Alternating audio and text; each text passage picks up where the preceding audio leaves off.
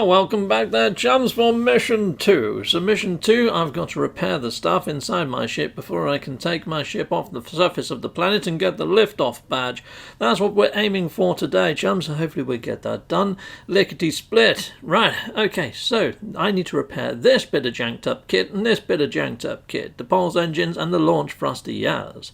So, first off, I need to look... See, I can craft everything, so this is good. We've got everything in the craft menu that we need to actually be able to craft out.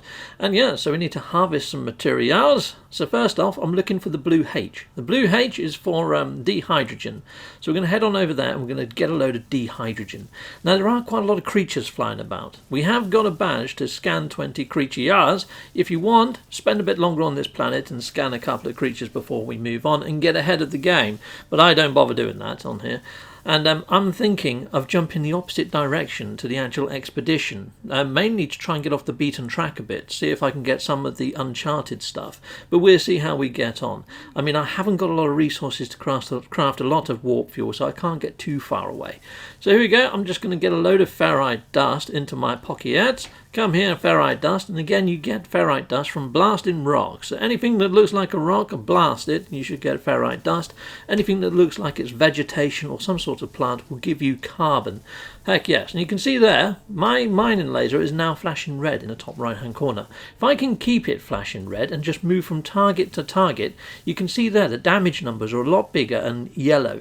Yeah, so it's doing a lot more damage and it's blowing things up super quick. So if you want to harvest stuff quick, just keep pressing on the trigger, then releasing a bit, then going straight back on, releasing a bit. Just keep it up in the yellow and red area, and you can be doing a lot more DPS, and you can gather a lot more resources that way. Yeah, it is going to burn out your mining laser's fuel a little bit quicker, but you are going to get a lot more resources quicker. So there we go. So I can now make the metal plating, which is fantastic. I've got myself my dehydrogen. The metal plating I made 2 because I need 1 to actually build out my my refiner to make the pure ferrite. So here we go. Let's see what we can get fixed. So we can do the dehydrogen jelly. Lovely. Click that in. I mean, I'm going to need the pure ferrite though, but I can use my portable refiner.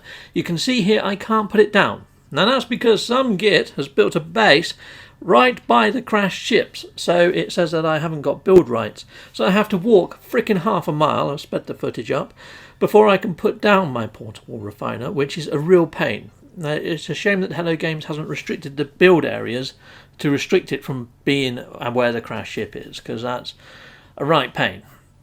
I mean, if they built a base there that was like, you know, some sort of farm that gives you indium or something, great, fantastic, but I can't see nothing there. I think they've just hit a base computer somewhere near there for the sheer heck of it.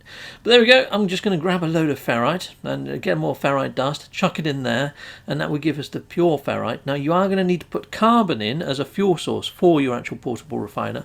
So this stage, chums, I see this as more of the tutorial stage for new players coming into the game on how to gather resources and how to craft things. If you do play normal mode or any other mode, you are going to be thrown onto a planet with a crash ship in a similar sort of way, but you have less on your actual hazard protection and you're going to die a lot quicker. It's a much more hazardous environment than what we've got here. This is quite a nice planet as far as planets go. So yeah, if you are jumping into normal mode from here, just be aware that you are going to be having to look after your hazard protection a bit more. You're going to be looking for sodium, the little yellow plants. But anyway, there we go. I've now got my pure ferrite. So that pure ferrite, I only need something like 50 or something to actually repair my ship. It's only a small quantity. But why I'm actually making that, I'm just blasting other stuff.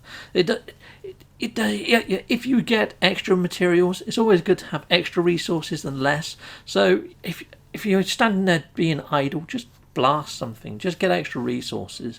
At the end of the day, this is quite a resource hungry game, especially at the very initial stages, so just keep yourself busy. While one thing's happening, do something else.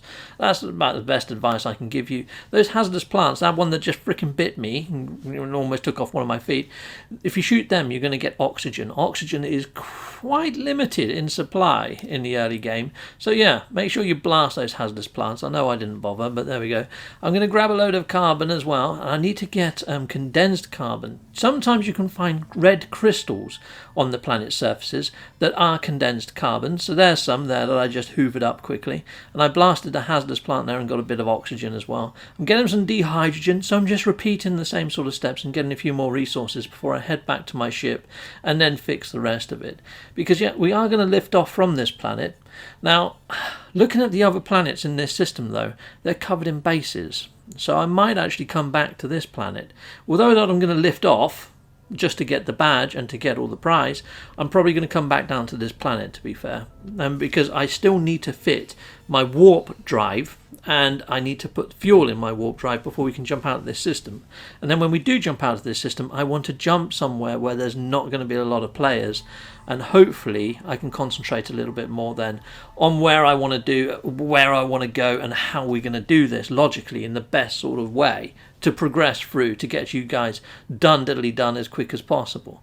Righto, so I'm going to pop up the actual badge in a second, and yeah, this would be my thumbnail for my actual video. So here we go, there we are, there's my lovely thumbnail, and it says there what we actually got. So we've got some more infantry slots, iron batteries, starship launch, thruster fuel, perfect, lovely jubbly. So we can install those upgrade slots now, and we're slowly getting there. We've got a geo bay, so that's actually an exocraft that you can use on planet surfaces, but I don't really see the need for an exocraft at this stage in game, so we probably won't be doing much with that. So the next one is going to be installing the warp system, as I mentioned before, so we'll reconvene for that on the next episode, chums. I'll see you for that. Cheerio, goodbye, goodbye, and goodbye again. Heck yes. I want to say a massive great big thank you for watching. If you like what you see, please like and subscribe and hit that notification bell. And thank you to my backers over on Patreon and on YouTube membership. If you do want to support this channel, you could just not skip my adverts. That throws revenue down my avenue. Or stay with Captain Steve a little bit longer and hit something on this screen. Heck yes, there's also merch on this screen now. Awesome!